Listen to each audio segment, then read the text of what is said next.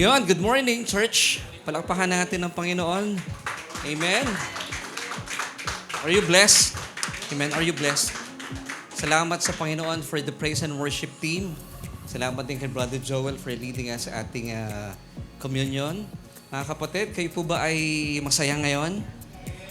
Talaga?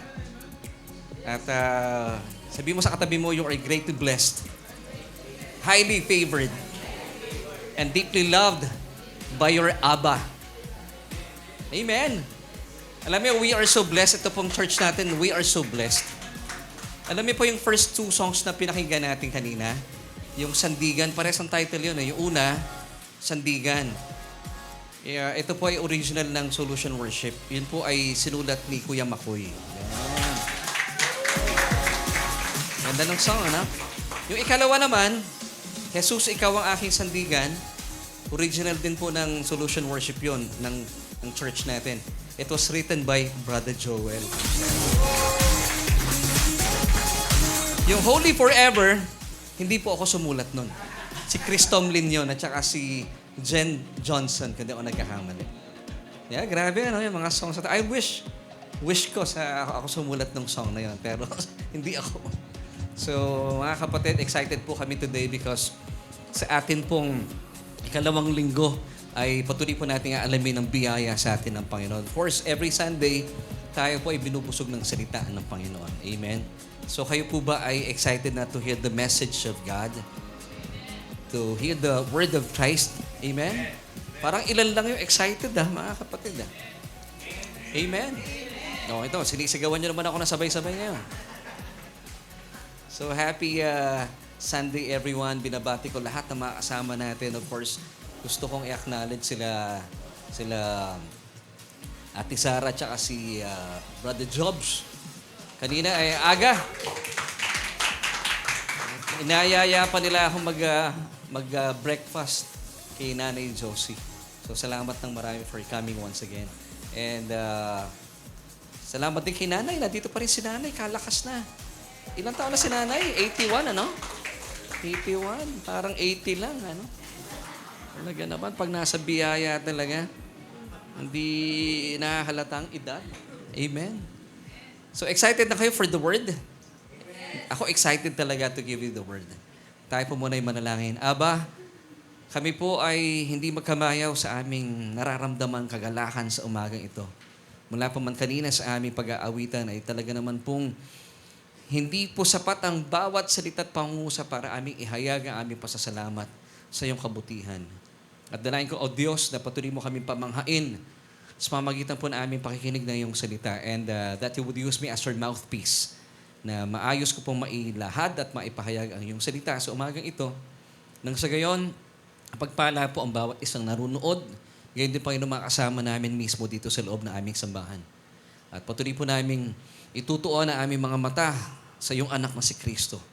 Dahil Panginoon, siya po ang aming ibibida lamang po at ihahayag sa umagang ito. Salamat po, O Diyos. Salamat, Banal na Espiritu, sa iyong pangunguna sa amin.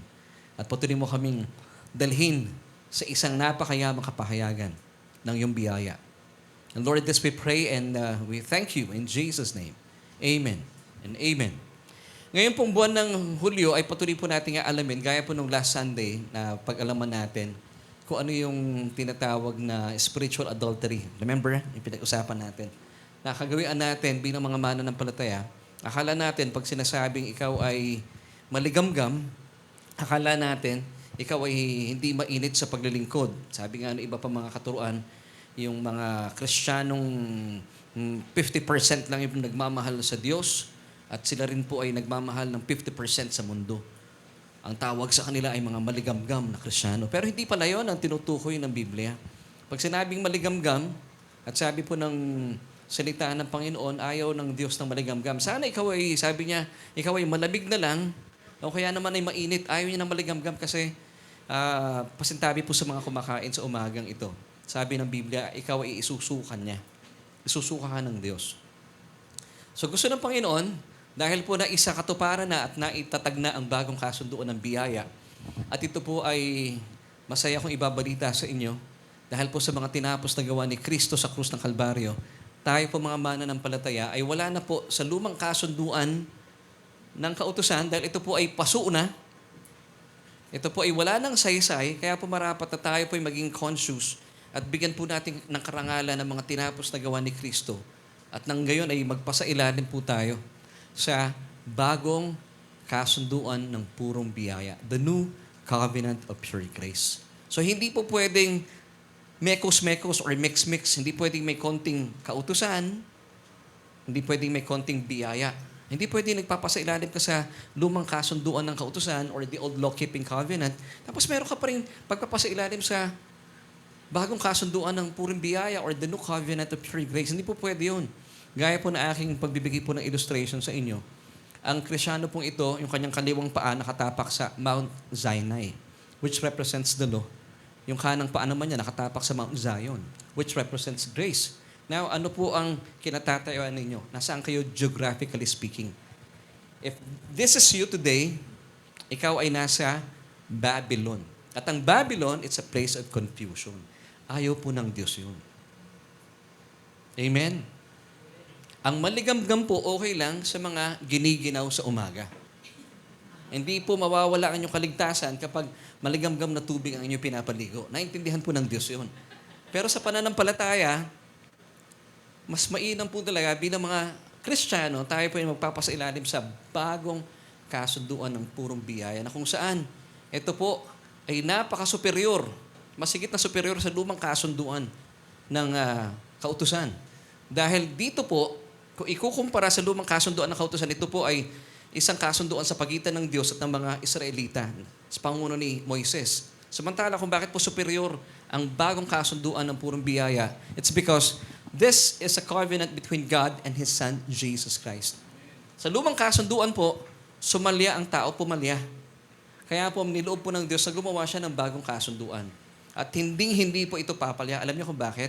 Because this was established between God the Father and His Son Himself, who is Jesus. So, hindi po ito sasalya.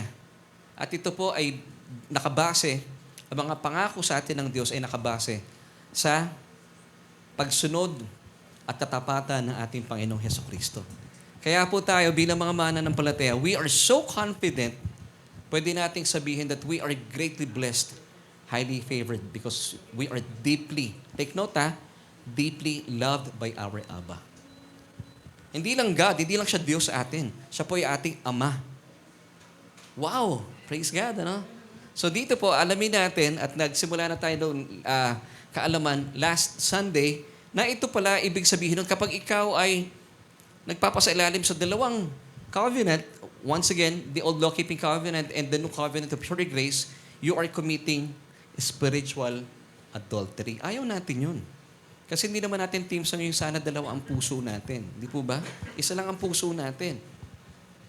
So dapat tayo po ay hindi po nakikipagrelasyon kay Moises, yung kamay natin nakahawak kay Moises, samantala yung kabilang kamay naman nakahawak kay Jesus. Dapat it should be Jesus lang. Because sabi ni Apostol Pablo in 1 Corinthians chapter 2 verse 2, "For I decided to know nothing among you except Jesus and Him crucified." And this is the gospel itself. It's all about Jesus and what He has done on the cross. Nagkakaintindihan po tayo mga kapatid? At ngayon po, alamin naman natin kung ano po yung sikreto kung paano po mai-enjoy ng isang katulad ko at kagaya mo bilang mananampalataya, isang buhay ng isang mananampalataya na hindi po nakikipagsapalaran. Bagkus tayo po ay, bagaman may mga problema along the way, pero hindi nga tayo nakikipagtagisan, hindi tayo nakikipagsapalaran, pero tayo po ay talaga namang ninanamnam po natin ang mayamang biyaya sa atin ng Diyos. Kaya po atin pong message for today, binigyan ko ng titulo na How to Live and Enjoy the Christian Life. Sabi ng iba, pag Christian life, nako, ano yan? Medyo corning buhay yan, ayoko muna. Di ba may mga ibang mga tao, sinasabi nila, magpapaka-Kristyano na lang ako pag malapit na akong mamatay. So para bang ang feeling nila, pag ikaw ay lumalapit sa Panginoon, parang yung buhay mo ay walang saysay, para bang Napakalimitado ng kilos mo, para bang hindi cool. Pero pag ikaw ay wala pa sa Panginoon, cool na cool. Pero hindi ko mapagtagni itong paniniwalang ito. Kasi kung mananatili ka sa paniniwalang pag ikaw ay makasalanan, cool, ang pupuntahan mo, hot. Di po ba? I believe mas cool ito pag ikaw ay mananampalataya kasi pag ikaw ay lumisan sa mundong ito, pupunta ka sa isang lugar na hindi lang cool. Cool na cool. So, alamin natin po, na babasagin natin ang mga maling paniniwala ng ibang mga mananampalataya. Kasi ako rin, before, ganun ang paniniwala ko eh. Na meron kaming, hindi pa ito sa FEBC, meron akong kasamang, meron akong office mate sa isang office namin, parehas kaming salesman nun. Ang binibenta namin ng electronic typewriter. So nagkagulatan kami after a year, o after mga 8 months, nagkaalaman kami. Sabi ko, Christian ka pala. Ikaw, oo. Nagkagulatan kami, sabi ko, ba't hindi halata? Kasi, hindi, tinatago ko noon eh. Di ba, pangkaraniwan pag sinasabi, born again ka? Oo, pero ka maingay. Di ba? May ganun ba kayong karanasan? Ako ganun before. Parang ikinakahiya ko na tawagin akong born again. Kasi ang feeling ko, pag sinabi kong born again ako, hindi na ako belong sa tao. Kasi nga ang thinking ng mundo, pag born again ka, ay, ano yan? Mga square. Bible yan. Mga square na tao yan. Walang kwenta kausap yan. Puro hallelujah, praise the Lord. Kaya ang dating talaga sa mga tao, pag ikaw ay Christian, naku, hindi masarap kasama yan. Dasal ng dasal yan, pikit ng pikit yan. At saka puro lang Bible verses yan. Kaya ikaw naman, na mananampalataya, dahil nga iba rin na naririnig mo sa simbahan, naririnig mo si pastor, pag nagpipreach, laging galit. Gaya na lang nung mga naririnig natin, minsan pag nagpipreach si pastor, parang nung araw nga, meron kaming ganung pastor. Gusto kong sabihin kay pastor, kahit nagpipreach siya, sigaw na sigaw. Pastor, ba't lagi niyo po sinisigawan si Lord? Tapos pag nagpipreach, bakit po kayo galit sa amin? Kung may problema kayo mag-asawa, pag-usapan niyo po muna. Huwag niyong dinadala sa church. Kasi meron tayong ganung kaisipan, at di naman po ang ating nasaksihan. Now, how to live and enjoy the Christian life? Is it possible for us to enjoy the Christian life?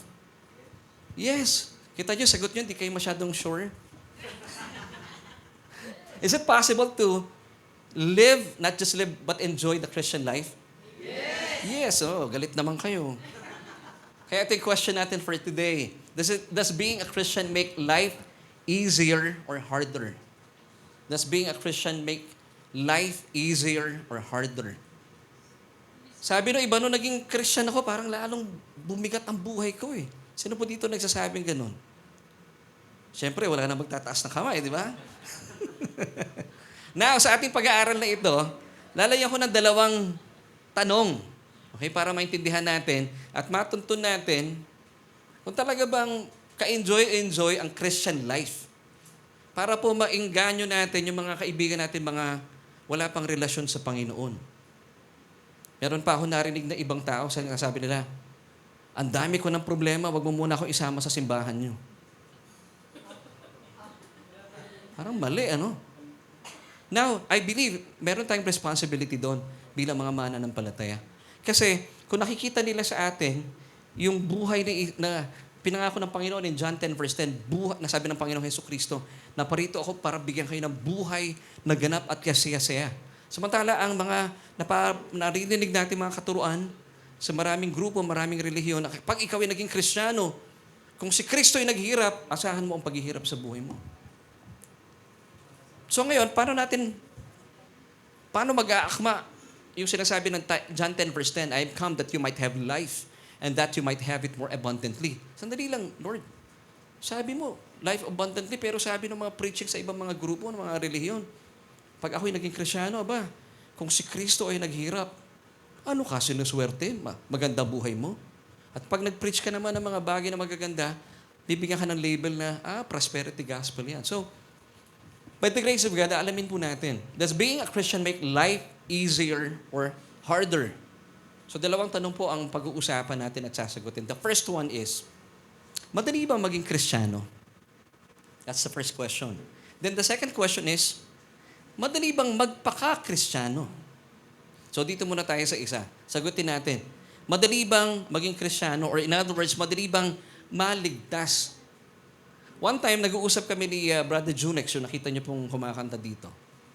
Ano po yan? Pinagmamalaki ko sa biyaya ng Panginoon. Bagong champion winner yan. Pero maraming pagkakataon din natatalo yan. Pero masayang kasama ang kapatid na yan. At kitang-kita ko ang biyaya sa kanyang buhay. One time, nag-uusap po kami. Sabi niya, Pastor, meron akong nakausap at tinatanong ko, paano maligtas? Sabi daw nung teacher na minsan ay nagpaturo siya, bro, i-correct mo ako ha. Sabi niya, ang kaligtasan kasi, mahabang usapan yan eh. Samantala, tama bro, yun ang sabi, ano? Samantala, ang nasa isip ni Brother Junex, madali lang naman maligtas eh. In other words, madali lang maging Kristyano. Pero marami mga mananampalataya sa pag tinanong mo, madali ba maging Kristyano? Ay, mahirap. So, ang pangkaraniwan pong sagot ng mga tao at ng mga ibang mga Kristyano, kapag tinatanong natin, madali ba maging Kristyano? Ay, kahirap. Yun din ang sagot sa kanya eh. Kasi marami pa raw itong topic ng kaligtasan, pagiging Kristyano ay mahaba pang usapan. At kung hindi ako nagkakamali, mukhang hindi na simula nung tagapagturo mo yung inyong huntahan, ano? Yung pagtuturo. Mukhang mahaba nga talaga. So, mahirap po ba maging Kristyano? That's the first question.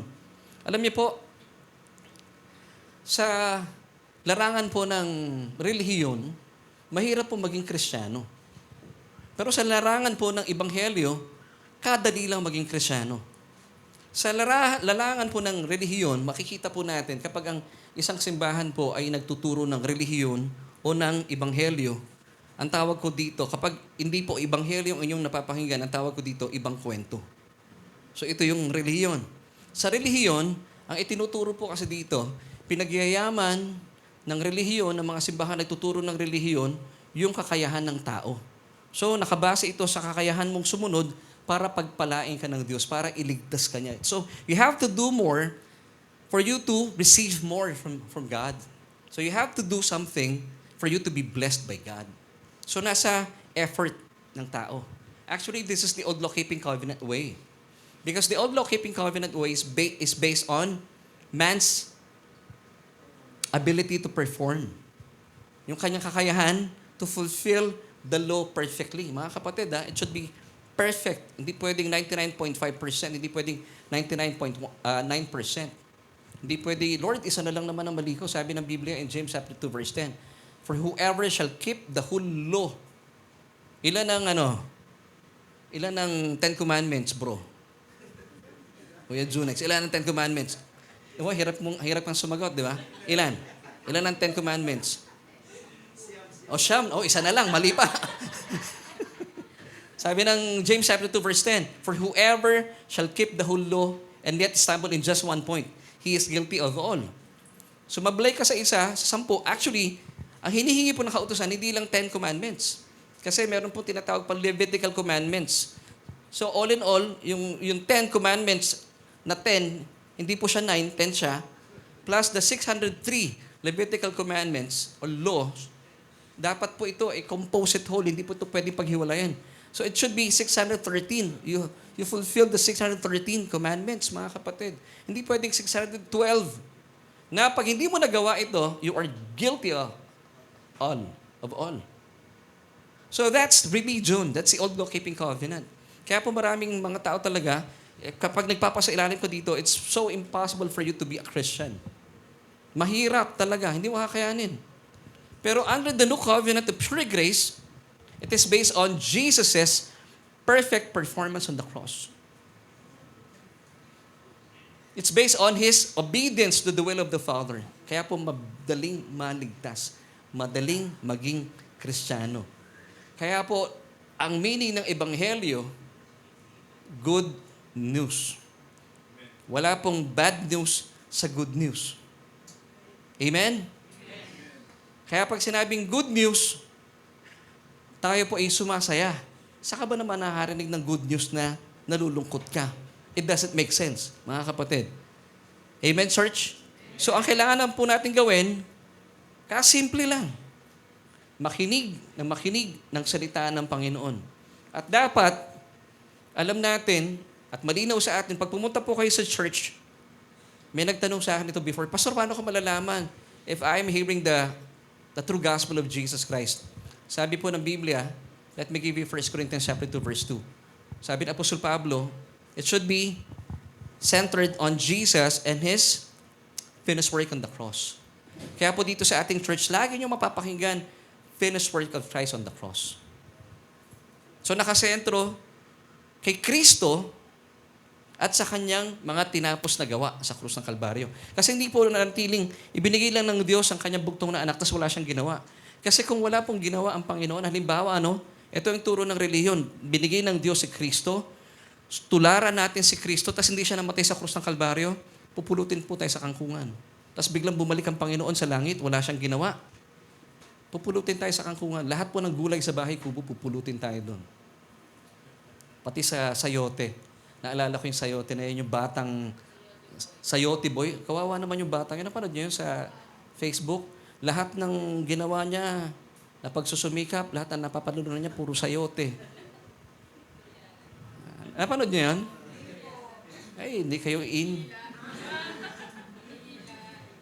Lahat na lang. Ihahagis niya yung kung ano man, premyo niya, sayote. Puro sayote. So this is religion. But praise God, because of the finished work of Christ on the cross, tayo po'y nananampalataya sa ating Panginoon, madali pong maligtas. Now, bakit napakadaling maligtas? Una po, pag napakinggan mo ang Ebanghelyo, now what is the gospel? It's all about Jesus and His finished work on the cross. And then, pag nakapakinig ka, at nanampalataya ka sa mensaheng ito, at tumawag ka sa Panginoon Hesukristo, sabi po ng Romans chapter 10, hindi ka mapapahiya. Siguradong diringgin ka ng Panginoong Hesukristo. At tumawag ka sa Kanyang pangalan, ililigtas ka niya. At kasimple pong maligtas. At madali po, napakadaling maligtas, sabi ng Romans 10 verse 9, that if you confess with your mouth the Lord Jesus Christ and believe in your heart that He was raised from the dead, you shall be saved. Now, basahin natin sa Amplified Version. Because if you acknowledge and confess with your mouth, so importante po, nabuksan natin ating mga labi, that Jesus is Lord, recognizing His power, authority, and majesty as God, and believe in your heart that God raised Him from the dead, you will be saved. That's simple. Amen. So, to answer the first question, madali bang maging Kristiyano, church? Madali. Nahirapan po ba kayo maligtas? Hindi. Sino po dito nahirapan na maligtas? Wala namang sinabi ang Panginoon, gusto mong maligtas, umakyat ka sa bundok na may kekekwe, tumambling ka ng 10 beses, pagbaba mo, ligtas ka na. Walang ganun. Ang simple-simple sabi sa atin, if you confess with your mouth the Lord Jesus Christ, mahirap po ba yun? Sa daldal ng tao, hindi ho mahirap yun. If you confess with your mouth, bubuksan lang natin ating mga labi. That's how faith operates. Hindi pwedeng naniniwala ko pero nasa isip mo lang, you have to confess it. And then believe in your heart. So, nagtutugma, malaki po ang kinalaman ng ating mga labi at ang ating mga puso. Dapat magkakaisa yan. Binubuksan na yung mga labi, inihahayag mo na si Kristo ang iyong Panginoon at tagapagligtas at naniniwala ka sa iyong puso na siya ay nabuhay na maguli mula sa kamatayan. Ikaw ay maliligtas. That's simple. Amen. So mga kapatid, anong kaibahan po ng relihiyon sa Ebanghelyo? Ang relihiyon po, once again, nakabase po ito sa iyong performance in keeping God's law. While the gospel is based on Jesus' obedience and perfect work on the cross. At kapag nanampalataya ka sa Kanya, hindi ka nanampalataya sa iyong kakayahan, na talagang wala ka naman talagang kakayahan to save yourself, wala pong, that's doomed to fail. Pero pag ikaw ay nanampalataya kay Kristo and His finished work on the cross, automatic yun, ligtas ka. Kristyano ka. Ano nangyari pag Kristyano? Yung banal na Espiritu ng Diyos ay nananahan at mananahan na sa yung born again spirit. Kaya, ano pong na born again sa atin? Church, yung ating Espiritu. At paano natin malalaman? Pastor, na ako ay isang tunay na mananampalataya. Nakikita po natin dahil ang banal na Espiritu ay nananahan at mananahan na magpakailanman sa yung born again spirit, nagkakaroon po ng magandang manifestation sa iyong kaluluwa. Yung dating corrupted na utak mo, napakasama na ugali mo, unti-unti pong nagkakaroon ng bagong kaisipan. Ang tawag dito ay repentance, metanoia, changing of mind. At dahil meron kang repentance or metanoia, naapektuhan din po ang inyong damdamin. Dati punong-puno ng galit ang puso mo. Ngayon, pinalitan po ng pagmamahal. Tapos ngayon, yung disposition mo, naapektuhan din yung kalooban mo. Kaya po lahat ng pagkilos mo, nagiging pagpapala sa mga tao. Hindi ka lang nagiging makasarili. At nagmamanifest po ito sa iyong physical body. Ano nakikita sa mukha mo? Yung dati mong nakabosangot na mukha, ngayon, pinalitan na po ng ngiti. Kaya dati mukha kang 61, nung naging Christian ka, mukha ka na lang 16. Nagkakapalit ng ano. Kaya lang masyado nakakagulat naman layo no. Ano na lang, 63, mumukha kang 36. Kasi yung 16, apo mo na yun eh. Magugulat yung mga tao sa paligid mo. So, bilang patunay na madali lang pumaligtas, Ephesians chapter 2, verses 8 till 9, for by grace, you have been saved. Amen? Through faith. And that not of yourself. So, ibig sabihin, wala po tayong iniambag. Wala kang ginawa. Why? Because it is the gift of God. Ano pang ginagawa ninyo sa gift? The word gift in Greek, it's charis. Charis. Ano ginagawa nyo sa gift? Halimbawa, Brother Jobs, may binigay sa yung regalo si Sister Sarah. Halimbawa, ano pang tawagan ninyo? Mahal. Mahal ba ang tawagan nyo? Mahal. Halimbawa, sabi ni Sister Sarah, mahal. Mura ko lang nabili to pero para sa'yo. Di ba? Maiinsulto si Ate Sarah pag sinabi ni Brother Jobs, magkano ba yan bayaran ko? Di ba? Nakaka-insulto yun, di ba? Halimbawa, umorder din si Sheen sa Lazada na pinadala ni Casey. Oh, sis, regalo ko sa'yo yan. Di, bayaran ko na. Di po ba nakaka-insulto yun? Anong ginagawa sa regalo? Una, pinapaniwalaan. Sa akin ba yan?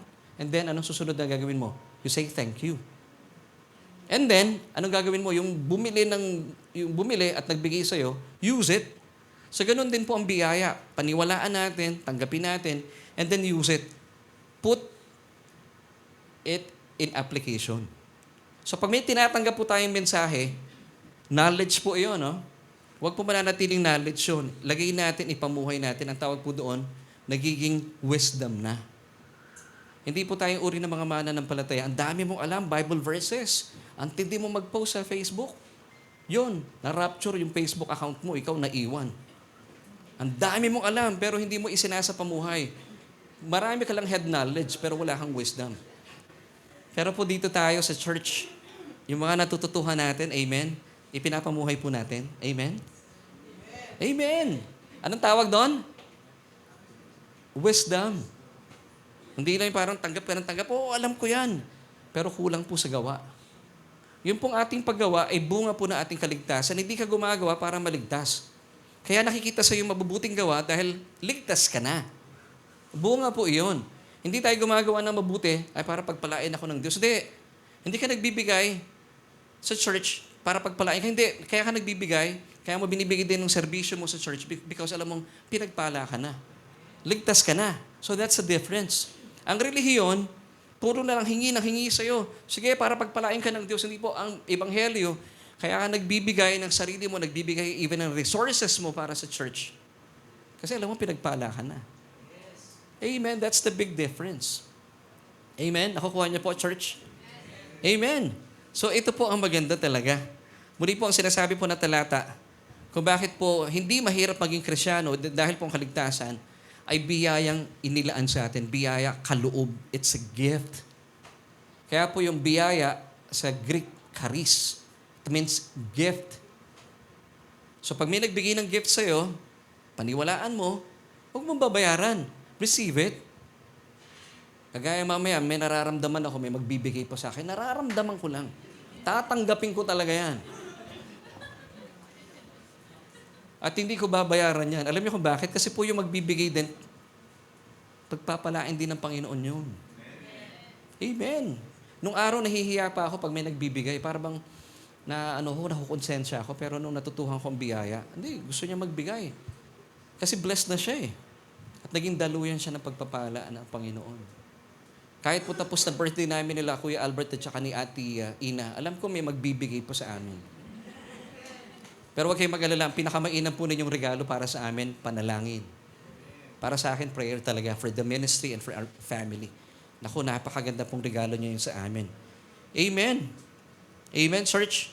Now, gusto ko lang pong bigyan ng kapahayagan ito kasi meron pong iba nagtatanong sa akin, Brother Laverne, Pastor, ang simbahan niyo ba ay naniniwala na ang tinuturo, parang tinuturo niyo yata lahat ng tao ay ligtas na? Gusto ko po itong linawin sa mga nagtatanong at sinagot ko naman ito before pa. Ang teaching po na ating church, hindi po tayo naniniwala that everyone is already saved. Kasi meron po mga grupo, may mga relihiyon, they call themselves Christian Church, na nagtuturo po that everybody, after Jesus' death on the cross and His resurrection, lahat daw po ng tao ay saved na. In other words, lahat daw po ng tao ay Kristiyano na. Lahat ng tao ay talagang ligtas na because of the finished work of Christ on the cross. Now, ang stand po ng church natin, hindi po lahat ligtas. At hindi po lahat ng tao, kahit po namatay ang ating Panginoon Jesus sa krus ng Kalbaryo, ay automatic na naging Kristiyano o ligtas na. Hindi po ganoon ang paniniwala natin. Dahil naniniwala po tayo, ang Diyos po, bagaman namatay po ang Panginoong Jesus sa krus ng Kalbaryo at siya po'y nabuhay na maguli, hanggang sa panahong ito, inaabot po ng Diyos ang mga tao na hindi pa lumalapit sa Kanya. At ito po ang Kanyang ministry. Hindi po niya ibinigay ang Kanyang bugtong na anak para kondenahin ang mundo. But, sabi nga ng John 3:17, ibinigay niya ang Kanyang bugtong na anak para sa kaligtasan ng maraming tao. Now, ito po ministeryo ng Diyos para sa mga taong hindi pa tumatanggap sa Kanya. At ang tinatayuan po natin, hindi po lahat ng tao sa mundo ay anak ng Diyos. Amen? Yun po ang stand ng church natin, ha? Sabi ng 2 Corinthians 5:19, that is that God was in Christ reconciling the world to Himself, not imputing the trespasses to them, and has committed to us the word of reconciliation. So, ang church po natin, we are preaching the gospel for those people, for the people of the world to reconcile with God because God now is in the ministry of reconciliation. Amen. Now, kasi po, meron pong iba, talaga naman sinasabi nila, ang tawag po sa mga grupong ito ay preterist. That everything, lahat po ng mga propesiya ng Panginoon, it happened already in AD 70. Hindi po natin pinapaniwalaan yun. Pati po yung rapture sa kanila tapos na. Hindi po lahat ligtas, mga kapatid, ha? And that's why John 3:16 tells us, for God so loved the world. Ang kamatayan po ng Panginoon, it's for everyone. It's inclusive. Hindi po ito exclusive. Hindi rin tayo naniniwala sa Calvinism na pinapaniwala ng ibang mga church. Usually, mga Baptist church po ito, eh. They believe in the teaching of John Calvin. Hindi tayo naniniwala doon. Because I believe that Jesus' blood, of course, ito po ay laan para sa lahat ng tao. For God so loved the world, the Jews and the Gentiles, that He gave His only begotten Son. Now, kung bakit po hindi lahat ligtas, because sabi ng talata, that whoever believes in Him, that whoever, if you're part of this whoever, who believed in Him, will never perish but have everlasting life.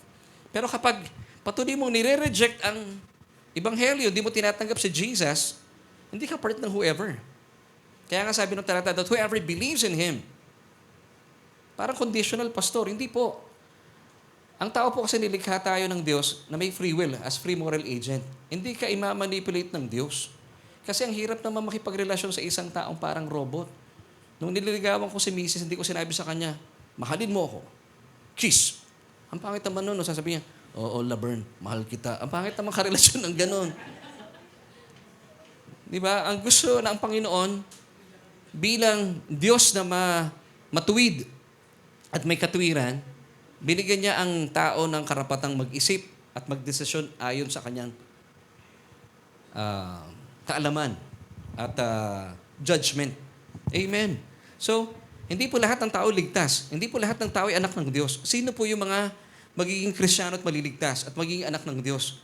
Whoever believes in Him, in Jesus, sila po iyon. Ang magandang benefits pa, tayo po mga nanampalataya at maging Kristiyano will never, sabi dito ng talata, will not perish, but we have eternal or everlasting life. So paano po yung mga taong walang relasyon sa Panginoon? Wala silang everlasting life. Actually, kahit sa buhay nila ngayon, patay sila. Ang tawag sa kanila, zombie. Pero tayong mga mananampalataya, we have the God kind of life, Zoe. Nakuha niyo po yan? Pag wala ka sa Panginoon, mukha kang buhay, biologically speaking, because you have the bios life. Sabihin mo, Pastor, patay kami, zombie? Yes, buhay ka lang. bios. Meron ka lang bios life. Kaya ka zombie ka. Patay ang espiritu mo. Pero kapag ikaw ay tumanggap sa Panginoon Jesucristo, hindi ka lang merong bios, meron ka pang Zoe life. Alam mo yung Zoe? It's the God kind of life. Now, ano yung uri ng buhay ng Diyos? Now, let me ask you, ang Diyos po ba ay depressed? Hindi. You have that kind of life. Ang buhay ba ng Diyos ay punong-puno ng galit? Yun ang buhay na meron ka. Punong-puno ng kapayapaan. Amen. So, mga kapatid, hindi ka pipilitin ng Diyos. In Deuteronomy, kung daw nagkakamali, 30 verse 19, God has given us choices to choose from. Sabi ng Diyos, choose, I'm giving you these choices, blessing and cursing, life and death. And then, hindi kanya imamanipulate, sabi ng verse, magbibigay siya ng recommendation, therefore choose life. And what's the reason? Binigay din po ng Diyos ang reason, that you and your descendants may live. Pero hindi kanya pipilitin. Kung gusto mong death, bahala ka. But God is giving you as recommendation, therefore choose life. Instead of death and cursing, choose life. Bakit? That you and your descendants may live. Pero pag pinili mo ang death at saka curses, you will definitely perish. At hindi ka magkakaroon ng kaligtasan, hindi ka maging Kristiyano. Why? Because tayo po, free moral agent. Ano ibig sabihin ng free moral agent? Man as free moral agent. The concept of this means that humans, gaya po natin, tingnan mo yung katabi mo, human yan. Hindi po AI yan. Human yan. Have the capacity to make choices. Amen? Meron kayong sarili-sarili mga pagpipilian and are responsible for the consequences of those choices, acting with a sense of right and wrong. Alam na natin ang tama at mali. Now, pag kayo po ay pumili ng mali at napahamak kayo, hindi kayo, bilang anak ng Diyos, hindi kayo pinarurusahan ng Diyos. Ano nyo yung nararamdaman po ninyo? Consequence ng inyong maling pagpili. Nakukuha nyo yun, church? So, pag meron kayong maling desisyon, kung palpak yan, mali eh. Talagang didikit yan. Ang consequence yan, mali. Huwag natin sisihin ang Diyos. Halimbawa, may kinakain kang alam mong mali at makakasama sa kalusugan mo. Hindi, pastor eh. Kinakain ko naman to, alam kong mali, pero I am the righteousness of God in Christ Jesus. Wala pong wisdom doon. Alam mo nang sumasakit ang kalamnan mo, kumitsibog ka pa ng mga laman loob ng mga baboy. Tapos sinasabi, Panginoon, bakit mo ako pinaparusahan? Hindi ka pinaparusahan ng Diyos. Ikaw ang nagpaparusa sa sarili mo. Alam mo nang mali eh. So you have the capacity to choose. Kakain ka ba naman makakasama sa'yo? Pastor, masarap eh. Nasa sa inyo na po yun. Nililinaw ko lang ha. Alam nyo nang mali, ginagawa pa po natin. Now, binigyan po ng Diyos ng kakayahan ng tao na magdesisyon at pumili sa pagitan ng mabuti at masama. And we are accountable for our actions and consequences. Kaya wala po tayong dapat nasisihin. Hindi po dapat sisihin ng Diyos. Actually, tayo. Ang mabuti pa pong balita dito, alam niyo po ba, kahit meron na tayong nagagawang mali, hindi ka pa rin sisisihin ng Diyos. Hindi ka kukondinahin. But He will make a way for you. Ganun kabuti ang Diyos. Kasalanan ko, pero pag lumapit tayo sa Panginoon, tutulungan niya tayo. Amen. No? Palakpakan natin ang Panginoon. Now, lahat po na nilikha ng Panginoon, binigyan niya ng capability to choose between good or bad. Now, would you agree with me that God did not create Satan? Naniniwala po that God did not create Satan? Kasi alam niyo kung bakit? Hindi po pwede lumikha ang Diyos ng masama. Si Satan masama, di ba? Now, si Satan, alam niyo po ba yung tunay na pangalan ni Satan? Hindi po siya Chinese, hindi siya S-A-Tan. Hindi niya apelido yung Tan, ha? Ang pangalan niya in Hebrew, Hasatan. Bakit Hasatan? Known as the accuser of the brethren. Mahilig siyang mag-accuse. Mahilig siyang mag-point ng fingers. Pag may sablay, wala siyang mali. Lagi niyang ituturo ibang tao. Kaya po, pag kayo po may mga pagkakamali, never do this. Dapat magkaroon kayo ng self-evaluation. Hindi yung tipong, pag may problema kayo sa bahay, may problema kayo, lagi niyo lang i-accuse sa ibang tao kasi kasalanan nito, kasalanan. You need to have a evaluation. Tayo muna. Huwag muna tayo magtuturo. Pag nagturo kang ganyan, yung apat nakaturo sa'yo. Kaya pala pag nagtuturo ka, ganun lagi. Kasi yung kasalanan, ganun, kasalanan eh. Pero meron pang iba nakaturo sa'yo. So that's Hasatan in Hebrew. Accuser of the brethren. So kapag kayo po'y meron pong mga problema at ginagawa nyo kasi kasalanan ito ni Tita Lorna, kasalanan ito ni Kuya Gio, kasalanan ito nila JM. Ako wala. Para kang laging pa-victim. Alam nyo, sabi pala ng Biblia, it's the mind of Satan. That's evil mind. At tayo po mga nasa biyaya, hindi. Pag meron tayong pagkakamali, sandali lang. You ask for wisdom, Lord, turuan mo ako saan ako nagkamali. That's the best thing to do. Now, going back sa aking sinabi kanina, kung hindi ang Diyos ang gumawa kay Satan, kasi nga po, gaya na sinabi ko kanina pa, hindi po lumilikha ang Diyos ng masasama. Because sabi ng Psalm chapter 5 verse 4, for you are not a God who takes pleasure in wickedness, for shall evil dwell with you. Hindi pwede na lumikha ang Diyos ng masama. Si Satan po ay masama. Ang nilikha niya, si Lucifer. Si Lucifer, binigay niya ang napakagandang anghel ito at tagapagbantay siya ng katwiran. Kaya nga, nadala niya yung turo siya ng turo kung sinong accuser siya eh. Now, di ba? Sabi nga na Biblia, yung mga instruments nakalagay sa kanyang katawan, nilagay siya. Alam niyo po kung ano ang ministry ni Lucifer? Praise and worship. Kaya pansinin niyo, kagahapon po nagkaroon kami ng fellowship dito with the praise and worship team. Pinapaalalahan ko sila, kayo ang frontliner sa labanan. Kaya sila yung unang-unang, of course, inuuna muna yung pastor. And then yung mga praise and worship. Kaya kako, huwag kayong madadala kapag kayo binabanatan ng kalaban. Mainit kayo sa mata ng kalaban.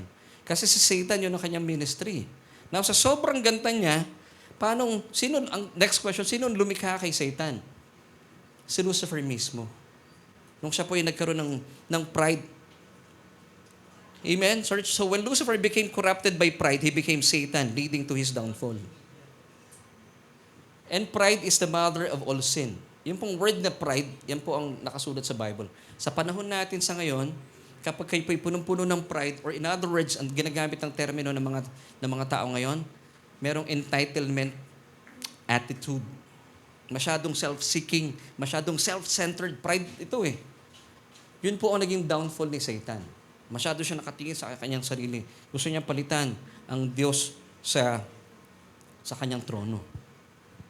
So mga kapatid, pag hindi ka Christian, ito ang naturalesa ng isang tao. Sabi nga po ng James 3:16. Parang kulang ako ng S, no? James 3:16. For where envy, ano sa Tagalog ni envy? Paninibugo o selos na po, And self-seeking, this is entitlement attitude, exist. Confusion and every evil thing are there. So nung naging prideful itong si Satan, doon na po nagsimula ang kaguluhan. So once again, God did not create Satan. He created Lucifer. Magandang nilalang. Pero nung siya po ay punong-puno ng paninibugho at pagiging makasarili, doon na po, that led him to his destruction and downfall. Napansinin po natin itong mga talatang ito. In verse 12 mamaya, basahin muna natin yung verse 12 pala. Mamaya sa 13, puro ay. Puro si Satan, egocentric ba tawag doon? Masyado nakatuon sa kanyang sarili. Isaiah 14 verses 12 to 13. How you are fallen from heaven, referring to Satan. O Lucifer, son of the morning, how you are cut down to the ground. You who weaken the nations. Then, tingnan po yung verse 13. Puro ay. Masyado siya makasarili. For you have said in your heart, I will ascend into heaven, I will exalt my throne above the stars of God, I will also sit on the mount of the congregation on the farthest sides of the north. Kaya po hindi lahat ng tao ay hindi po pwedeng sisihin ng Diyos. Si Satan po nag-decide. Alam niyo po ang advantage natin kay Satan at saka sa mga demons, wala silang tagapagligtas, tayo meron. Oh, grabe Tuloy natin Ezekiel 28:15 till 16. You were perfect. Yung dito sa Satan. na dating si Lucifer. You were perfect in your ways from the day you were created, till iniquity was found in you. By the abundance of your trading, you became filled with violence within, and you sinned. Therefore, I cast you as a profane thing out of the mountain of God, and I destroyed you, O covering cherub, from the midst of the fiery stones. See, mga kapatid? Nagsimula sa pride, yun po naging kanyang downfall. Amen. So to answer the question, binigyan tayo as a free moral agent, binigyan tayo ng free will to exercise free choice. Or pwedeng pagpalitin. God has given us free choice to exercise free will. Hindi po manipulative ang Diyos, napakabuti ng Diyos. So to answer the question, madali po ba maging Kristiyano? Yes. Madali lang. Now, dito na tayo. So, ibig sabihin, ang pagiging Kristiyano natin, hindi ka pa rin pipilitin ng Diyos. Depende sa iyong desisyon. But I encourage you, kapatid, para ma-enjoy natin ang buhay ng isang mananampalataya, sasagutin natin itong ikalawang question. Madali bang magpaka-Kristiyano? Dito na daw nagkakagulo. Kasi meron ako nakausap. Ito po yung lagi ko nang kinukwento sa inyo. Madaming tao to. Hindi ko napapangalanan. Sabi nila, Pastor, ayokong magalit. Sabi ko, bakit naman po? Kasi pag nakita mo ako magalit, matitisod ka. Ako bakit? Kasi pag nagagalit ako, nagiging halimaw. Sabi ko, Christian po kayo, di ba? Opo naman, Pastor. Pinagdududahan ba yun? Pero sabi niyo kasi nagiging halimaw kayo eh. Hindi po kayo halimaw. Kayo po ay bago ng nilikha ng Panginoon. Anong sabi ng Bible? 2 Corinthians 5, verse 17. Therefore, if anyone is in Christ, he is a beast. He is a new creation. All things have passed away. Yung dati mong ginagawa, kung dati halimaw ka, have passed away. Behold, all things have become new. Tupa na tayo sa ngayon. Pero yung tupang ito, hindi naman tinatapak-tapakan. Amen? So sabi nung kausap ko, ayoko makita nyo kung...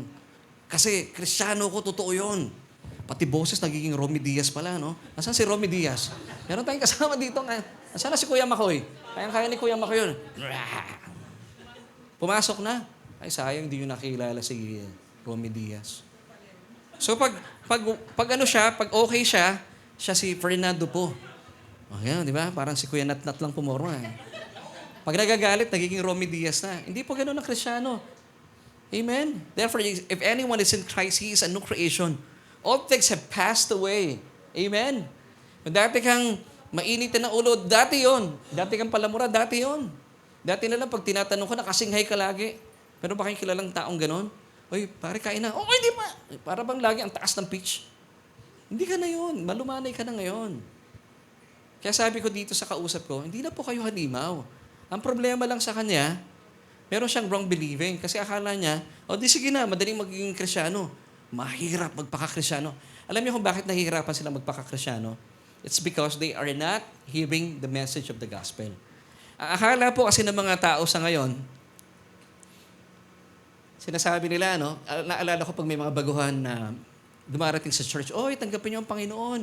Tapos kakanta sila, ang buhay ng Kristiyano ay masayang tunay. And then tumanggap sa Panginoon yung taong yon. O kapatid sabihin ng pastor sa kanya, simula ngayon, pag sumikapan mong papanatili ang iyong kaligtasan, ang iyong katwiran, at ang iyong kabanalan. Kaya mahirap magpaka-Kristiyano pag sumikapan mo. Tapos ibibigay pa nila yung Matthew 24:13. Sapagkat siyang nananatiling tapat hanggang wakas ang siyang maliligtas. Nagkagulo-gulo na yung theology ng pastor. Now, anong tawag sa turong ito? Ebanghelyo o ibang kwento o relihiyon? Relihiyon to. Kaya ang mindset nila, mahirap magpaka-Kristiyano. Kaya pang nagagalit sila, para labasin mo si pastor, matitisod sa kanya. Kasi nagiging halimaw, nag-iiba. Hindi po ganon. Kaya po sila ganito because they are not hearing the true gospel of Jesus Christ. Now mga kapatid, dito muna ako, lalagpas ako ng mga verses muna, ha? Ito po yung sistema ng ito yung sistema ng lumang kasunduan ng kautusan eh.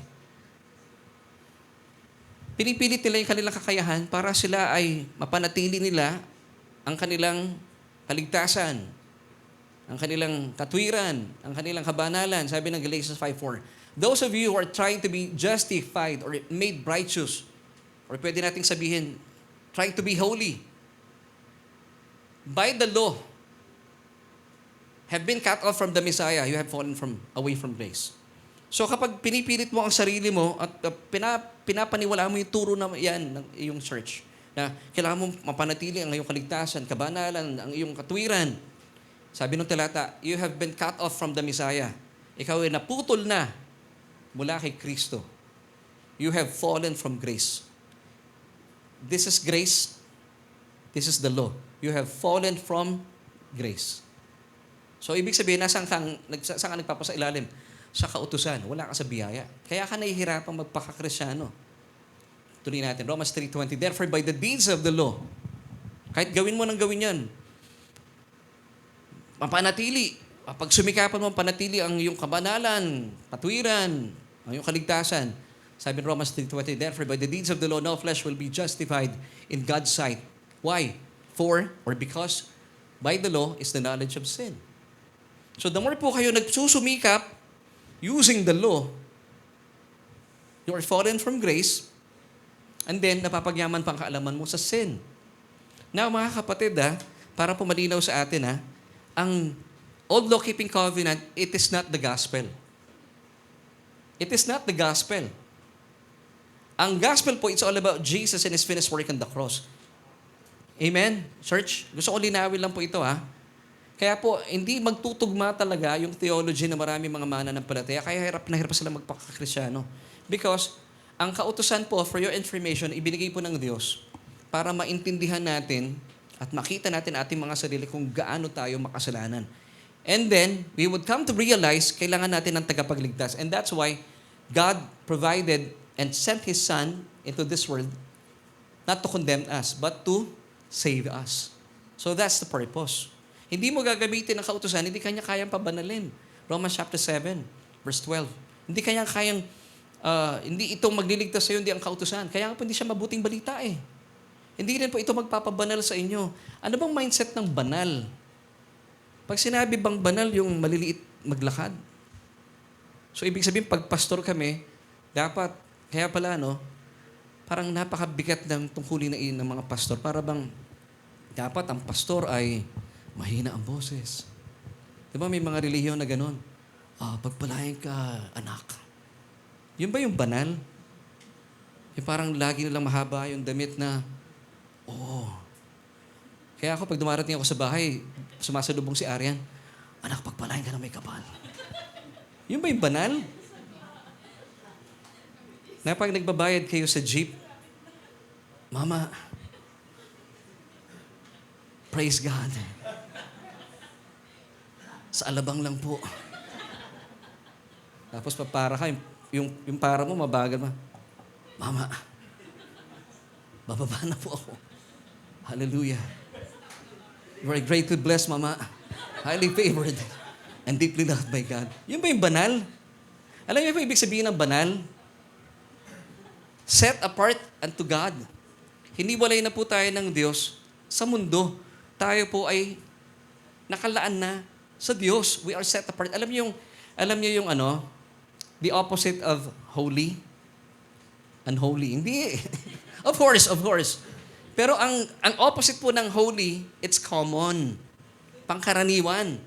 So tayo po, mga holy tayo, hindi natin pinagsusumikapan yun. Holy ka na. Actually, hindi mo kailangan mamatay para ikaw ay italaga ng simbahan, maging santo. Yung katabi mo, tingnan mo, santo yan. Santo tayo. So, ano ibig sabihin ng holy? Set apart unto God. Dapat conscious tayo dito. Kasi maraming Kristyano ngayon, hindi nila matanggap, ako holy? Holy ka. Pag sinabing holy, paano kung holy? Lagi kong naho-holy sa simbahan.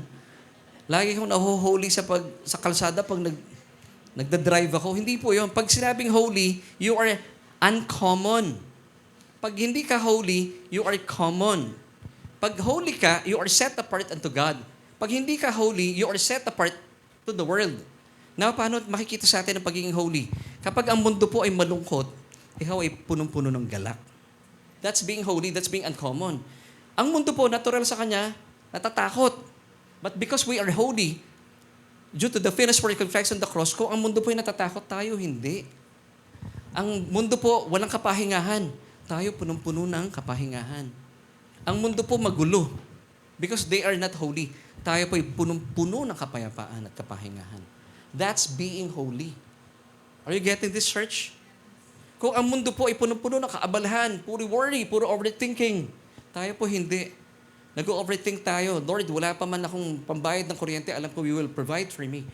That's being holy, church. Nakita niyo po yung difference? Kaya tayo may ngiti. Yung katabi nating kapitbahay na hindi pa ligtas, hindi pa born again, o sabi niya born again siya, pero hirap na hirap magpaka-Kristyano, it's because that person is living under the law.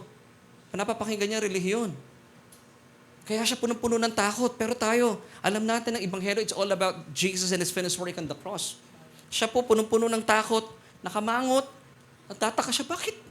Parehas naman tayo magkapit-bahay, we live in the same village. Bakit ikaw nakasmile? Ba't ikaw punong-puno ng pag-asa? It's because you believe that you are holy. You are set apart unto God. Now, pinagsusumikapan ba natin yun? Hindi po. Tinatanggap natin yung mga ginawa ng Panginoon sa atin. Hindi natin ginagawa ito through the law. Amen, church? Amen. This is good news. Now, dito tayo. May mga pagkakataon, alam niyo po ba, meron lang tayong, bilang Kristyano, meron lang isang bagay na mahirap tayong kinakaharap, pero hindi naman kahirapan. Yung tinatawag na persecution or yung small t na tribulation. Dumadaan tayo sa tribulation. Remember yung pag-uusap natin? Mga nakalipas sa Sunday, 3 tribulation po ang mararanasan ng mundo. Ang mga Kristyano, isa lang. The small t, the tribulation, yung persecution. After the rapture, mangyayari po yung capital T, the tribulation. And then after the first half ng tribulation, capital T, it will take place yung tinatawag na Great Tribulation. Yung pong 2 tribulations, ito wala na tayo. Pero for now, being Christians, na hindi po nakikipagsapala na maging Kristyano, dahil alam natin, hindi naman natin kailangan pagsumikapang maging matuwid. Yung ating kaligtasan, hindi po, pag ligtas ka, ligtas ka. Amen. Hindi mawawala kaligtasan mo. Banal ka because of what Jesus did on the cross. Now, ang mararanasan mo lang, dahil you are identified with Christ, meron tayong mga tribulation lang. Yung bang tipong niloloho ka sa grupo mo, sa sa office mo, natural yun, di mo na ikamamatay yun eh. Sabi ng 1 Peter 4:14, if you are insulted because of the name of the Messiah or Jesus, you are, what church? Blessed. For the glorious Spirit of God is resting on you.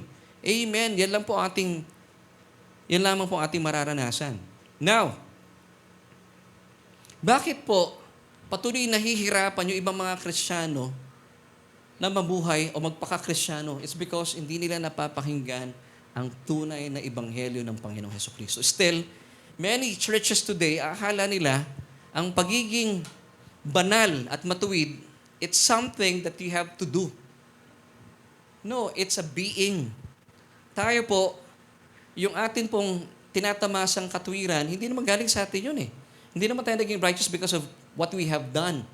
It's because of what Jesus did on the cross.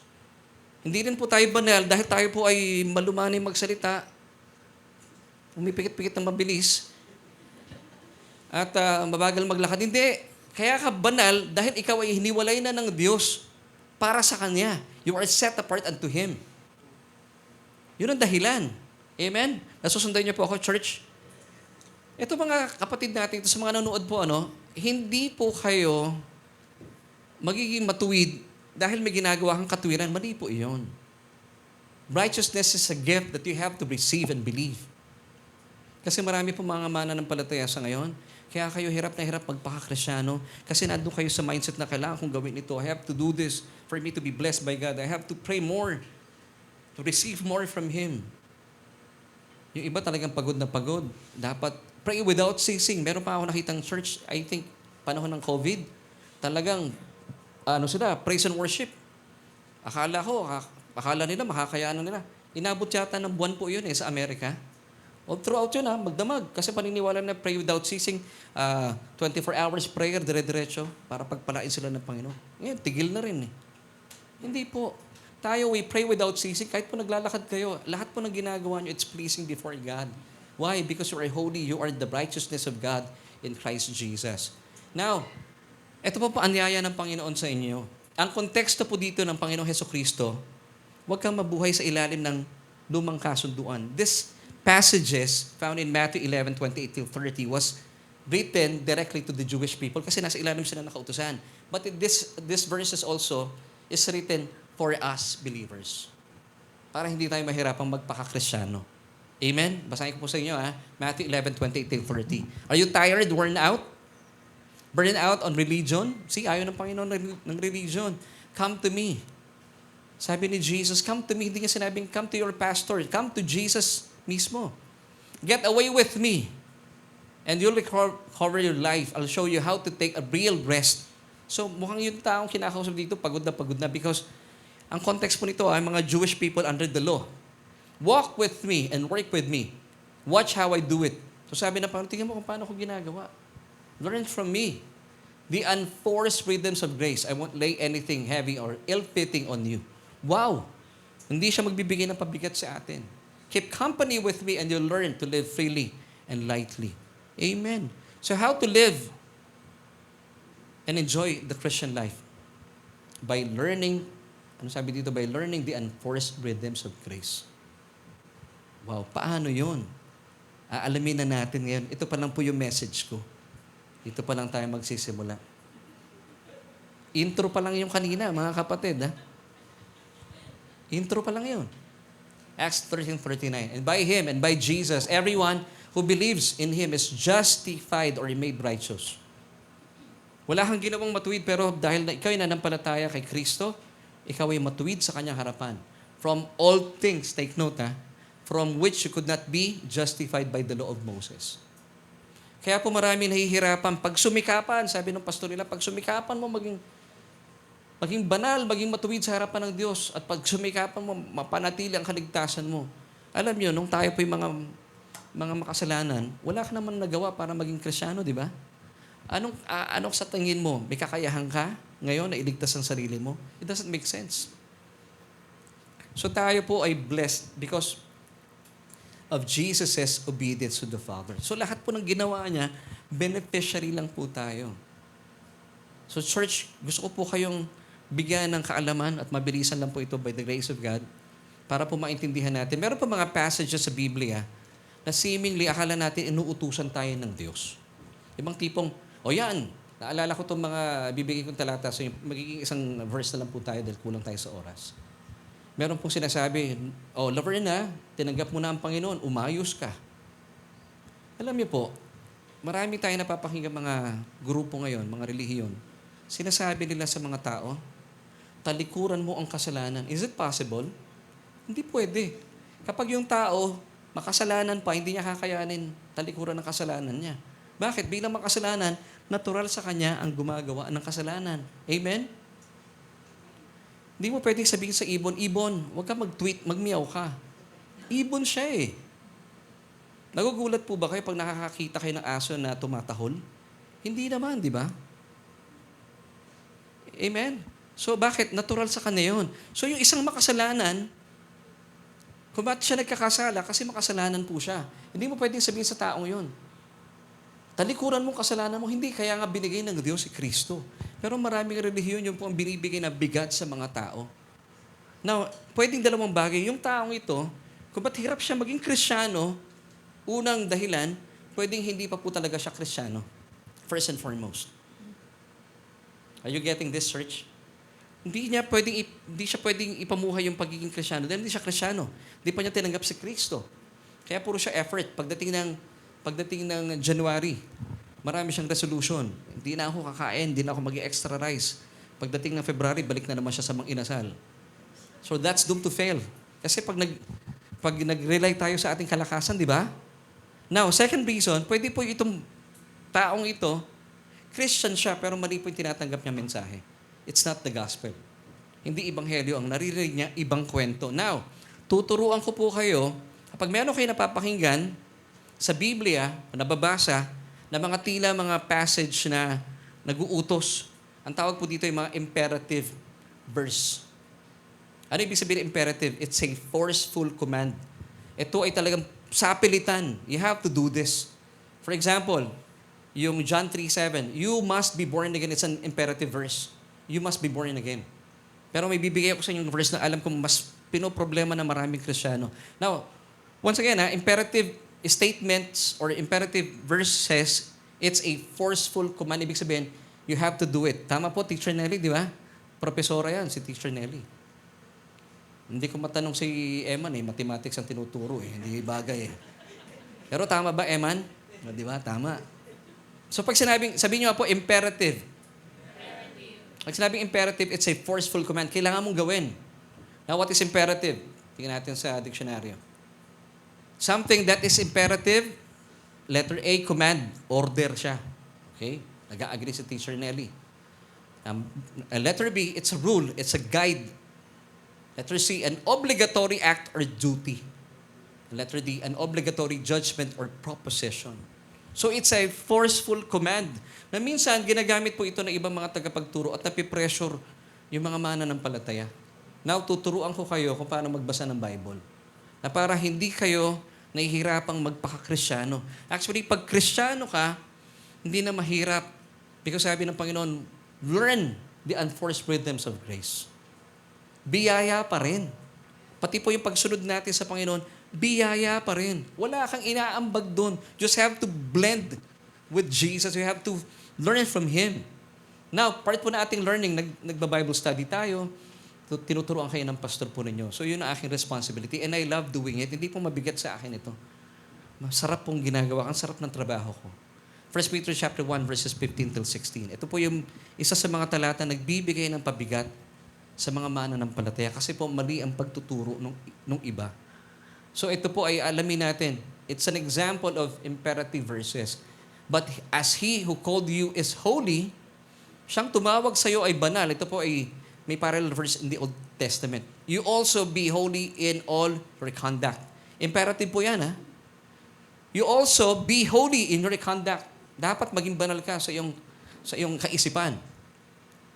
Verse 16, because it is written, nasusulat. Di ba? Pag ganyan ang mga salitain, talagang makabigat po nito. Be holy, for I am holy. Sabi ni pastor, kayo, Malarome Diaz na pastor yan. Be holy. Sabi ng Diyos, for I am holy. Now, church, this is good news. Tinuturuan tayo ng Panginoon. Biyaya po ito. Kaya maganda po sa Grace Church, hindi lang po sigaw ng sigaw yung pastor. Tinuturuan po kayo. By the grace of God, of course. Kanina pa nga lang, blessed tayo. Communion pa lang, may message na tayo Amen. Mamaya po, abangan natin yung testimony ni Kuya Joel. Grabe po na puno ng teaching po dito sa ating church. Now, di ba yung imperative, what is an imperative statement or verse? It's a forceful command. Kagaya po nito, be holy for I am holy. Oh, for example, sabi sa inyo ng pastor nyo, Tita Lorna, sabi ng Diyos, be holy Be holy, huwag yung nahuhuli Be holy for I am holy. Hindi naman sinabi ng Diyos, lagi ako late, kaya malate ka.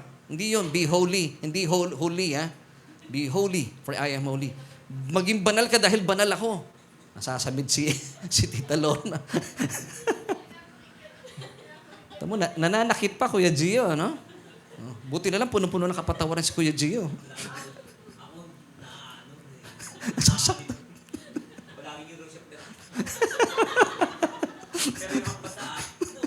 May hampas pa. Narinig niyo yun, mga kapatid? So, this is an imperative statement or verse.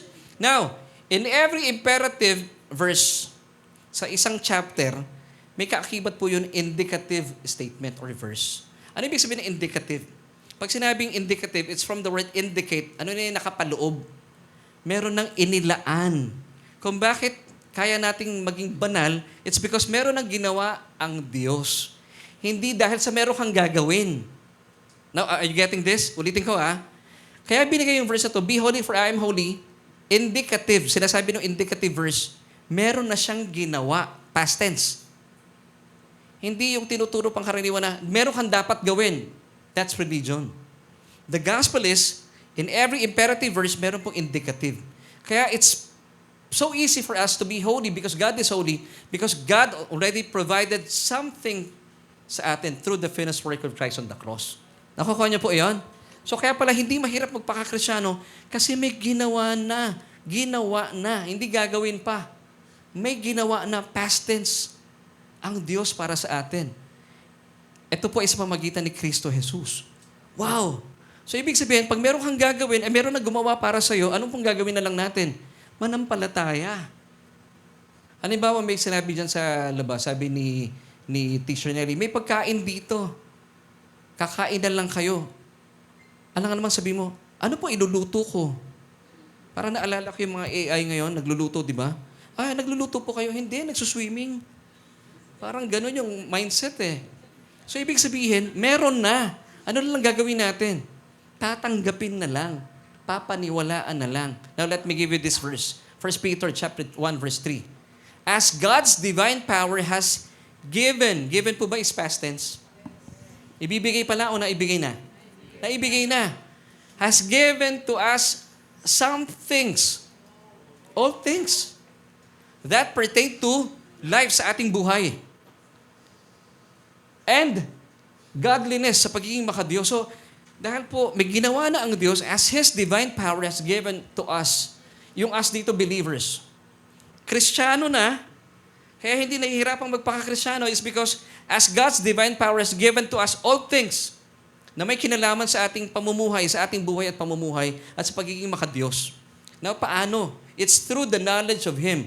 Paano tayo magkakaroon ng knowledge pag nagba-Bible study o ma-attend ng church? Who called us by glory and virtue. Kaya po ang buhay natin nagiging pagpapala. Nakikita po, sa bawat pagkilos natin, hindi ka kumikilos para maligtas. Hindi ka kumikilos para maging banal. Hindi ka kumikilos para maging matuwid. Kundi dahil ikaw ligtas na, banal na, at matuwid na. Now, nakikita po sa pamagitan nito yung kalwalhatian ng Diyos at nagmamanifest po sa buhay natin yung virtue, yung kabutihan ng Diyos sa ating mga buhay. Nakuha niyo yun? Okay, going back to the imperative verse. Be holy for I am holy. Gaya ng sinabi ko kanina, in every imperative verse, may kaakibat na indicative. So sabi dito, nung 2 Peter chapter 1, verse 3, as God's divine power has given to us all things. Anong ibinigay na? Binigay na pala. Now, going back dito sa talatang ating binasa, mga talata. 1 Peter chapter 1, verses 15 till 16. But as He who called you is holy, you also be holy in all your conduct. 16, because it is written, be holy for I am holy. Paano tayo magiging holy? Actually, holy ka na. Meron pong verse dito na nakasulat after this verse. In verses 18 till 19. Ito yung sagot. Ito yung indicative verse na inilaan na sa atin. Knowing that you were not redeemed, hindi ka tinubos with corruptible things like silver and gold. Hindi ka tinubos ng mga nasisirang mga bagay gaya ng pilak at saka ng ginto. From your aimless conduct received by tradition from your fathers. No. Tinubos ka, sabi ng verse 19, but with the precious blood of Christ as of the Lamb without blemish and without spot. So, tinubos ka na, redeemed, tubos, tutubusin o tinubos na? Tayo mananampalataya, tinubos na, tapos na. Ibig sabihin, binili ka na ng Panginoon. Now, bakit it's so easy for us to be holy? It's because we were redeemed, we were bought with the precious price of the blood of Christ that was shed on the cross. So kaya pala, hindi tayo nahihirapang magpagkakristyano because we believe, we know that we have been purchased by the blood of Christ on the cross. Yun na lang po ang kinakailangan natin maging kaisipan at pinapaniwalaan because this is the truth. Kaya hindi mahirap pagpaka-holy. Ngayon, nagiging holy tayo, believing, binili na ako ng dugo eh. So, hindi ka inuutosan ng Diyos, magpakabanal ka ha? Hindi, banal ako. Paano pa pag nagkakamali tayo, halimbawa, minsan napamura ka, hindi mo kukondinahin ang sarili mo. Sa Satan, kukondinahin ka, sasabihin ni Satan sa'yo, Diyos ko ka, nagmumura ka, anong klase kang Kristiyano, di ba? Ngayon, hindi mo siya papakinggan. Sabihin mo, Lord, you say, of course, humingi pa ba tayo ng sorry sa Panginoon? Of course. Pero, anong sabi ng Panginoon sa'yo? Anong sabi ng Holy Spirit? You are still the righteousness of God in Christ Jesus. Itataas ng Panginoon because Jesus is the lifter of our heads, tataas niya yung ating mga ulo. Sabi ng Diyos sa atin, anak pa rin kita.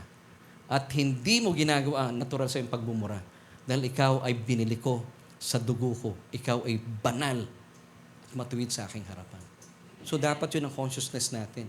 Kaya hindi tayo nahihirapan pag nagbabasa tayo ng mga imperative verses, believing that God has provided everything for us. As His divine power has given to us all things that pertain to life.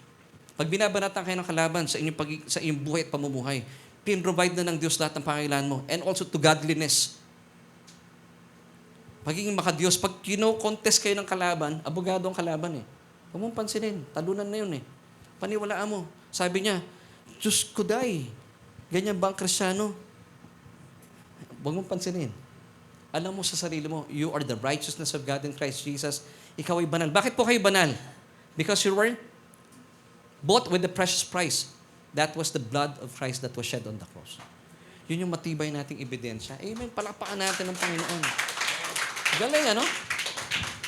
Ephesians 2:13. This is your church. But now in Christ Jesus, you who once were far off, dati po malayo tayo sa Panginoon, have been brought near, napalapit tayo. How? It's through the blood of Christ. Hindi ka na malayo sa Diyos. Now, why do you go to church? Pastor, para mapalapit ako sa Diyos. No, that's wrong. Malapit ka na sa Diyos. At i-enjoy mo yun. Yung akin pong ex-GF, nung nalaman kong medyo crush din ako, lalo akong lumalapit. Diba? Kasi sasamantalahin mo yun eh. Masama sinungaling. Diba? Ganun din po tayo sa Panginoon. Dahil consciousness mo, you were redeemed by the blood, by the precious blood of Jesus Christ. Hindi ka gumikilos, hindi yung nagsisimba ko para mapalipit ako. Hindi. Nakaupo ka na nga sa kasama ni Kristo Jesus. Ganun ka kalapit sa Diyos. Wala kang pwedeng gawin para mapalapit ka sa Kanya. Meron na pong gumawa ng paraan kaya ka malapit sa Diyos.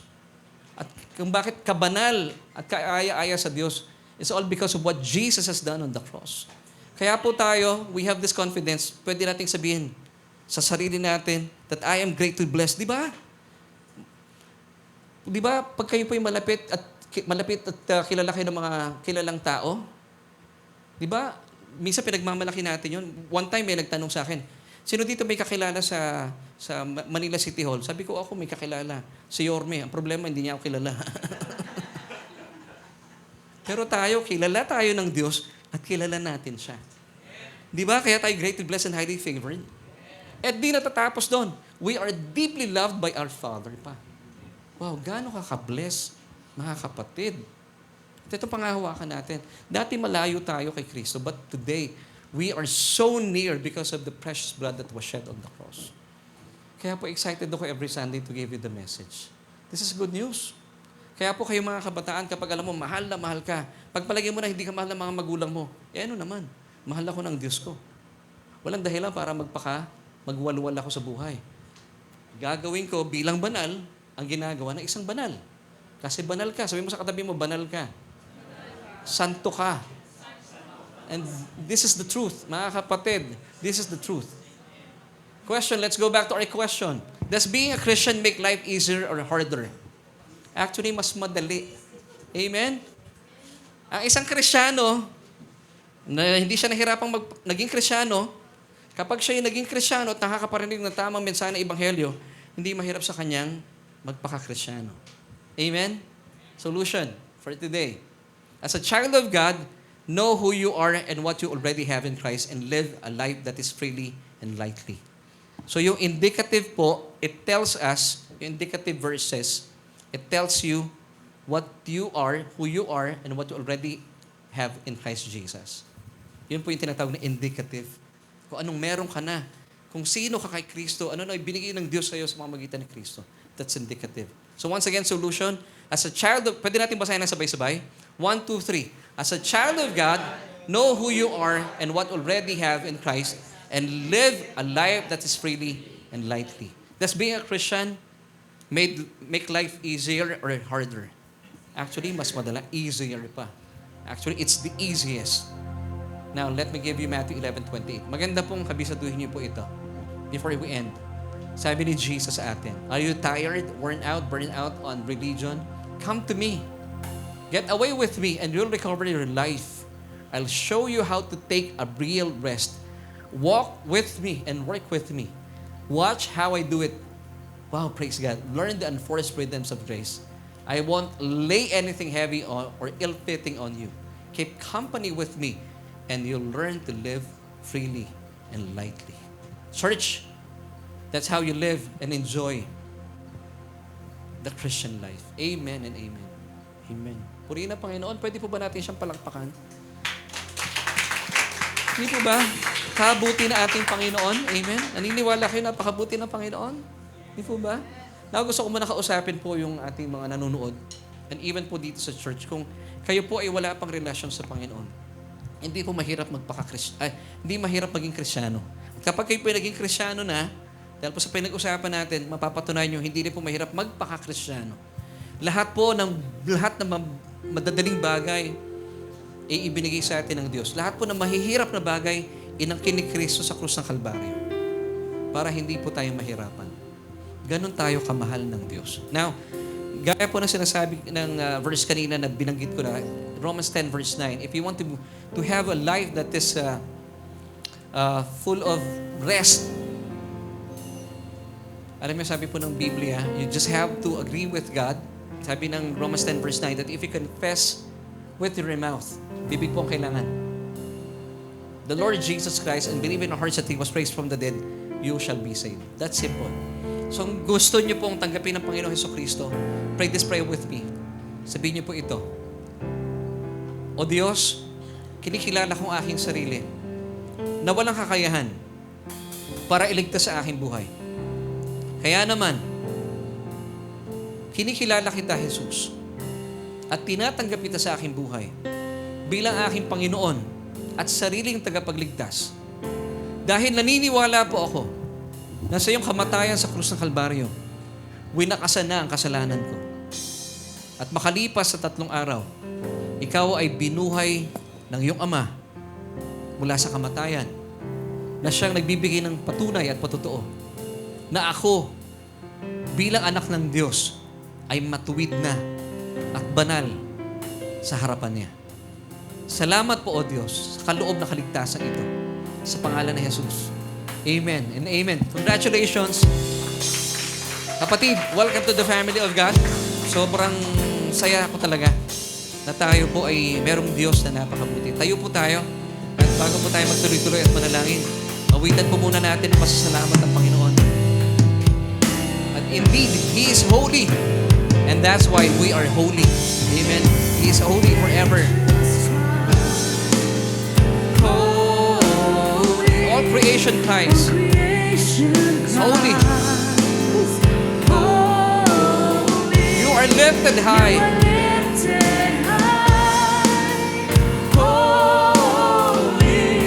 Holy forever. Hear your people sing. Hear your people sing. Holy, yes. To the King of Kings. Thank you, Lord. You will always be. Always be. Holy. Holy forever. Holy forever. Always be. Holy. Holy forever. You will always be. Always be. Holy. Holy forever. Kaya po marapat po talagang papurihin ng Diyos, mga kapatid. Wala po siyang kagaya, wala siyang katulad. Hindi po ba napakabuti na ating Diyos sa pinaglilingkuran? Kaya mga kapatid, bilang mga anak niya, napakaganda pong pagkakataon every Sunday na tayo po nagkakatipon-tipon sa kanyang tahanan.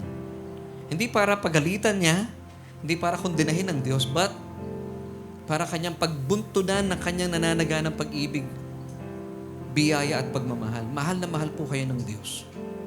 Actually, pinadadali niya ang buhay natin. So church, and even to those who are watching online, I'm inviting you, sabihin mo sa Panginoong Diyos, dahil banal ka bilang mananampalataya, ikaw na tumanggap sa Panginoong Hesukristo, huwag po kayong mangimi na tumawag sa Panginoon at humiling sa Kanya. Banal ka, matuwid ka, ligtas ka, imposibleng hindi ka pakinggan ng Diyos. At nangyari po ang lahat na ito, this were made possible, of course, through Jesus and His finished work on the cross. So that we may have this confidence every time we pray. So ngayon mga kapatid, I would like you to pray sa inyong mga daladalahin sa buhay with confidence. Hindi po yung natatakot kayo. Kakausapin natin ang tatay natin. Of course, we will thank Him in advance, believing that He already provided everything for us. Pero bilang mga anak, kagalakan po na ating Ama, na bigkasin natin sa Kanya bilang paglalambing yung ating mga gustong sabihin at yung mga bagay na wala ng kabigatan sa ating mga puso. Pwede po ba yun, church? And I will pray for you as well. So sabihin niyo po ito sa Panginoon. Ano man pong kabigatan niyo, sabi ng Biblia, casting your cares upon Jesus. Why? Because He cares for you. Aming Aba, aming Diyos na banal at makapangyarihan. Maraming salamat po for giving us yung iyong napakagandang mensahe for today. Thank you, Lord, for using me. Higit sa lahat, Panginoon, salamat dahil patuloy mo binubuksan na aming isipan na indeed, lahat ng bagay para sa amin dahil mahal mo kami. Pinadadali mo dahil lahat po ng mga bagay na mabibigat ay inangkin na po na aming Panginoong Jesus doon sa krus ng Kalbaryo. And that's why today and forevermore, we have this confidence na makakalapit po sa iyo. Lalo tigit sa mga panahon kami po ay nagigipit dahil kayo po ay sadyang sa amin ay nagmamalasakit. Mga kapatid, sabihin nyo sa inyong Ama, sa ating Diyos, lahat ng inyong kabigatan sa buhay. Yung mga bagay na nagbibigay sa inyo ng kapaguran, ibigay natin sa Panginoon. Aba, we thank you dahil pinapakinggan niyo po ang aming mga kapatid ngayon, ang iyong mga anak. Silang mga nasa church and even to those who are watching online. Panginoon, salamat po dahil tunay nga po nagmamalasakit kayo sa amin. At hindi na po kami mangingimi kagaya dati. Akala namin, napakalayo mo. Hindi pala. Kayo pala ay nasa sa amin na at nananahan sa aming mga espiritu. Kaya Panginoon, ano man pong ipinapanalangin ng mga kabigatan na aming mga kapatiran. Salamat po for providing us your solution, your answer. It's Jesus Himself. Kaya mga kapatid, ngayon pa lang pasalamatan natin ang Panginoon. Lord, thank you. Salamat po sa iyong solusyon. Salamat po sa iyong tugon sa mga panalangin. Aming ibinibigkas ngayon. At sa oras na ito, hayaan mong pasalamatan po namin kayo, believing that you are not answering our prayers, but you are over-answering our prayers, Lord. It's beyond what we can expect from you, Lord. Panginoon, tulungan niyo po kami maunawaan ito. Indeed, now to you is able to do exceedingly abundantly above all that we ask or think. Panginoon, salamat. Because you know what's best for us. Tinugon mo na, Panginoon, higit pa sa aming inaasahan na aming mga pangailangan. Kaya ngayon pa lang, O Diyos, maraming salamat na po sa inyo. And this, Lord, we pray and we praise you in Jesus' name. And everybody would say, Amen. Amen. Praise God. Salamat po for joining us, mga kapatid. See you next Sunday.